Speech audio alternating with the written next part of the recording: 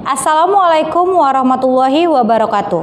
Apa kabar anak-anak ibu semua? Saya Adelina Octavia Nasution MSI, guru SD Islam An-Nizam Medan.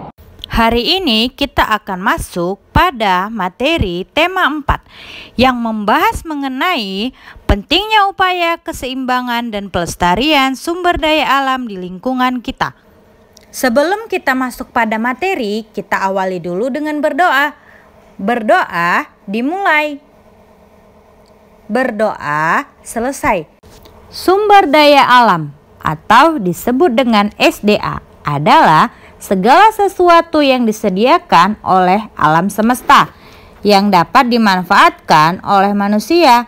Allah Subhanahu wa Ta'ala menciptakan alam semesta beserta isinya untuk kita, untuk memenuhi kebutuhan hidup kita beserta para generasi kita, yaitu anak atau cucu-cucu nanti. Oleh karena itu, janganlah kita berlebihan dalam menggunakan sumber daya alam, apalagi merusaknya. Jenis sumber daya alam atau SDA berdasarkan asalnya terbagi atas dua. Yang pertama, SDA hayati.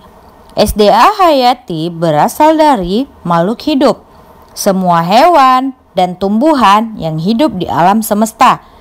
Yang kedua, SDA non-hayati, yaitu yang bukan berasal dari makhluk hidup. Contohnya air, tanah, minyak bumi, batu bara, dan timah. Selanjutnya, jenis sumber daya alam berdasarkan ketersediaannya, yaitu ada dua. Yang pertama, sumber daya alam yang dapat diperbarui. Yang kedua, sumber daya alam yang tidak dapat diperbarui.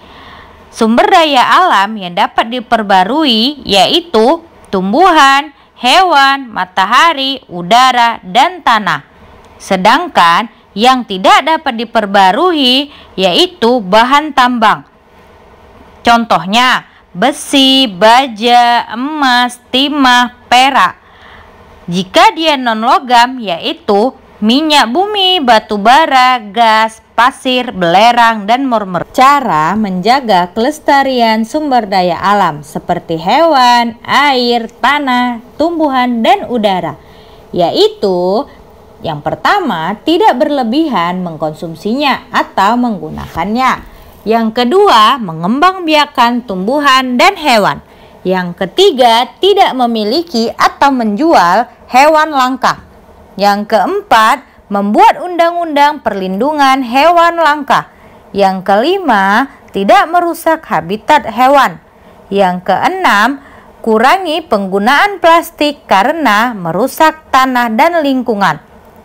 Yang ketujuh, tanamlah pohon-pohon sebanyak-banyaknya agar udara dan air selalu bersih.